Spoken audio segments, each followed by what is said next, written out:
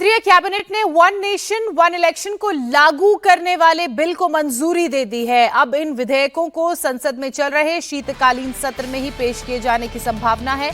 बताया यह जा रहा है कि सरकार विधेयक पर आम सहमति बनाने के लिए इसे जेपीसी में भेजने की सिफारिश कर सकती है। इधर वन नेशन वन इलेक्शन विधेयक को मंजूरी मिलते ही विपक्ष ने सियासत शुरू कर दी। कई विपक्षी दलों ने एक सुर में विधेयक पर आपत्ति जताई तो सरकार ने देश में एक साथ चुनाव के फायदे गिनाए। इस वक्त की बड़ी खबर, बड़ी जानकारी हम आपको दे रहे हैं। शीतकालीन सत्र में वन नेशन वन इलेक्शन विधेयक पेश हो सकता है और आम सहमति के लिए इसे जेपीसी में भी भेजा जा सकता है। एक देश एक चुनाव के विरोध में विपक्षी पार्टियों के कई नेता उतर आए हैं।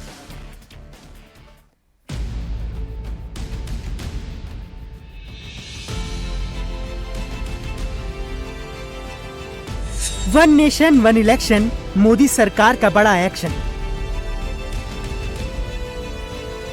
एक देश एक चुनाव, होंगे क्या क्या बदलाव। सहयोगियों ने किया समर्थन, विपक्ष को क्यों टेंशन।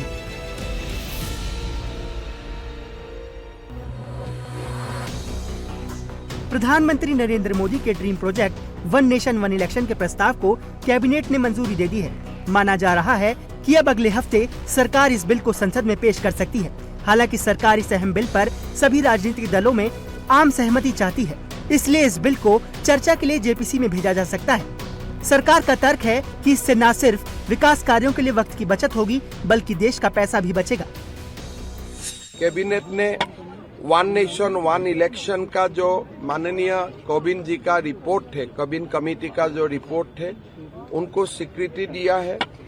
मेरा मानना है कि हमारे संसद में भी ये कानून गृहीत होगा, स्वीकृति मिलेगा और देश को काफी बल मिलेगा। देश का तरक्की में ये वन नेशन वन इलेक्शन बहुत ज्यादा कंट्रीब्यूट करेगा। बहुत अच्छा है। माननीय प्रधानमंत्री जी का आह्वान है कि वन नेशन वन इलेक्शन, और इससे समय का भी बचत होता है, खर्चे का भी बचत होता है। बहुत अच्छा है और ये हो जाए तो बहुत कल्याण होगा देश का। कभी पंचायत के चुनाव, कभी नगर पालिकाओं के चुनाव, कभी विधानसभाओं के चुनाव, कभी लोकसभाओं के चुनाव, कभी और कोई चुनाव आ जाता था, तो इससे आचार संहिता के कारण विकास की गति रुकती थी, पैसा ज्यादा खर्च होता था। परंतु आदरणीय प्रधानमंत्री जी का जो ये विजन है, ये स्वागत योग्य है। मैं प्रधानमंत्री जी के इस फैसले की बुरी प्रशंसा करता हूं कि उन्होंने वन इलेक्शन और वन नेशन वन इलेक्शन को जो मंजूरी दी है, उससे देश का खर्चा भी बचेगा, देश विकास की गति पर तेजी से आगे बढ़ेगा और आम लोगों को भी उसका आम जन को लाभ होगा। वन नेशन वन इलेक्शन पर बनी कोविंद कमेटी ने सितंबर में ही सरकार को अपनी रिपोर्ट दे दी थी। कमेटी ने सिफारिश की थी कि लोकसभा और सारे राज्यों के विधानसभा चुनाव एक साथ हो। इसके 100 दिन के अंदर लोकल बॉडीज के इलेक्शन भी करा लिए जाएं। सरकार की मंशा 2029 में लोकसभा और विधानसभा चुनाव एक साथ कराने की है। वन नेशन वन इलेक्शन को लागू करने के लिए संविधान के आर्टिकल 82A में संशोधन करना होगा, जिससे लोकसभा और विधानसभाओं का कार्यकाल एक साथ खत्म हो सके। अलग अलग चुनावों में आचार संहिता के कारण विकास कार्यों में बाधा पहुंचती है। साल 2024 की ही बात करें तो इस साल लोकसभा चुनाव में 81 दिन मॉडल कोड ऑफ कंडक्ट लगा।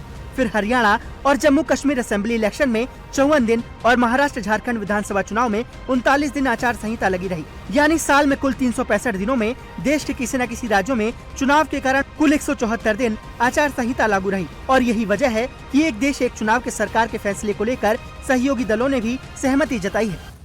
5-6 महीने पहले ही हम लोग लोकसभा का चुनाव लड़कर आए, उसके ठीक बाद हरियाणा और जम्मू कश्मीर में चुनाव हुए, उसके ठीक बाद झारखंड महाराष्ट्र में चुनाव हुए। अब हम लोग दिल्ली चुनाव की तैयारी कर रहे हैं, इसके बाद बिहार में होंगे, फिर असम में होंगे। तो हर दूसरे तीसरे महीने जिस तरीके से देश के किसी न किसी राज्य में चुनाव होता है, उससे उस राज्य की के विकास के कार्यों को, परियोजनाओं को जिस तरीके से गतिरोधक मिलता है, इन तमाम व्यवस्थाओं को सुधारने के लिए और 5 साल तक सरकारें सुचारू रूप से संघीय व्यवस्था के साथ कार्य कर सके, वन नेशन वन इलेक्शन, मुझे लगता है समय की अब जरूरत है। हम लोग हमेशा देखते हैं कि ये देश इलेक्शन मोड में ही रहता है, कोई इलेक्शन खत्म नहीं होता है, दूसरा का नंबर आ जाता है। तो जो जनता का काम होना है, जो डेवलपमेंट का काम होना है, वो कहीं न कहीं स्लो डाउन हो जाता है उसका पूरा प्रक्रिया। और प्रशासन हो, आपको पॉलिटिकल लोग हों, लोग सब पर इसका इम्पैक्ट पड़ता है। और जो प्रेजेंटेशन भी मैं देख रहा था वो दिखा रहे थे कि ओवरऑल जीडीपी पर एक बार इलेक्शन होगा तो खर्चा भी कम होगा। जीडीपी पर भी दिखाया कि 1.5 जो भी उनका डेटा होगा इसमें इम्प्रूवमेंट होगा। लेकिन लार्जली यह है कि एक साथ पार्लियामेंट और असेंबली का इलेक्शन होगा तो 5 साल जो भी सरकार चुन के आएगी वो जनता के लिए काम करेगी। एक तरफ बीजेपी शासित राज्यों के सीएम और एनडीए सरकार के सहयोगी वन नेशन वन इलेक्शन को वक्त की जरूरत बता रहे हैं, तो विपक्ष इसका विरोध कर रहा है। तमिलनाडु के सीएम ने एक्स पोस्ट के जरिए विरोध जताते हुए इसे अलोकतांत्रिक, अव्यवहारिक और फेडरलिज्म को खत्म करने वाला बता डाला। तो एसपी चीफ अखिलेश यादव इसे बीजेपी की साजिश और लोकतंत्र विरोधी बता रहे हैं। वहीं कांग्रेस और आम आदमी पार्टी भी बिल के विरोध में है।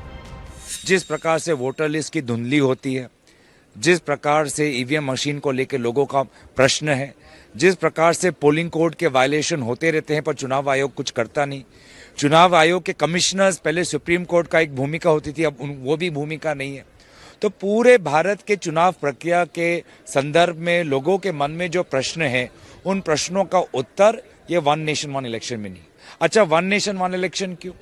जब प्रधानमंत्री मोदी जी को जब मुनासिब होता है तो 2 राज्यों के निर्वाचन एक ही महीने में करते हैं और जब उनको मुनासिब नहीं होता तो अलग अलग महीने में करते हैं। तो कोई उनके सरकार के पास कोई तर्क नहीं है और तर्कहीन बातें वो रख रहे हैं।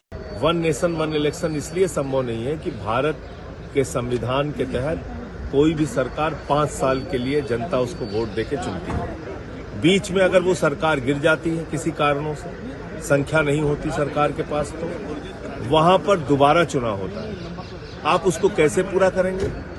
कैसे आप क्या किसी सरकार का कार्यकाल बढ़ा सकते हैं, घटा सकते हैं? नहीं कर सकते। इसलिए और पहले चुनाव एक साथ देश भर में होते थे, लेकिन सरकारें गिरी, बनी, बिगड़ी।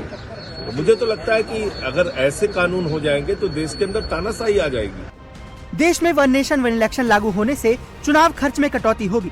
बार बार आचार संहिता के चलते विकास नहीं रुकेगा। प्रशासनिक कार्यक्षमता में बढ़ोतरी होगी। लोकल एडमिनिस्ट्रेशन और सुरक्षा बलों पर दबाव कम रहेगा। साथ ही वोट प्रतिशत में बढ़ोतरी होगी। लेकिन एआईएमआईएम चीफ असदुद्दीन ओवैसी इसे संघीय ढांचे के खिलाफ बता रहे हैं, तो रीजनल पार्टियों के नुकसान भी गिनाए जा रहे हैं। ये जो वन नेशन इलेक्शन है ये हमारे संविधान के बेसिक स्ट्रक्चर के खिलाफ है, फेडरलिज्म के खिलाफ है।